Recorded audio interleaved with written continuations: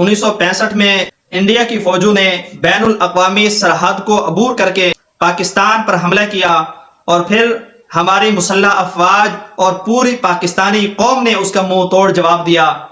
آج کا دن ان شہداء کی یاد تازہ کراتا ہے جو 59 سال قبل دشمن کے بزدلانہ حملے کو جس جوان مردی اور بہادری کے ساتھ مزاحمت کرتے ہوئے اپنے جانوں کے نذرانے اپنے وطن اور اہل وطن کی حفاظت کے لیے قربان کر دیے۔ یہ ان عظیم الشان شہادتوں کے شہداء کے خون کا نتیجہ ہے کہ آج ہم آزاد فضا میں سانس لے رہے ہیں، جنہوں نے 1965 اور دیگر جنگوں کے اندر اپنے ملک اور اپنی قوم کی حفاظت کے لیے، اپنے آزادی کے چراغ کو روشن رکھنے کے لیے اپنی زندگی کے چراغ بجھا دیے، جام شہادت نوش کر گئے، اپنی زندگی کے چراغ کو بجھا نہیں گئے بلکہ مجھے یوں کہنا چاہیے کہ اپنی ہمیشہ کی زندگی کے چراغ روشن کر گئے۔ اسلامی سرحد کی حفاظت کرنا کتنا اہم ہے اس کا اندازہ اللہ کے رسول کی اس حدیث سے لگایا جا سکتا ہے۔ جو فوج اسلامی سرحد کی حفاظت کے لیے اپنی سرحدوں پر قائم ہے،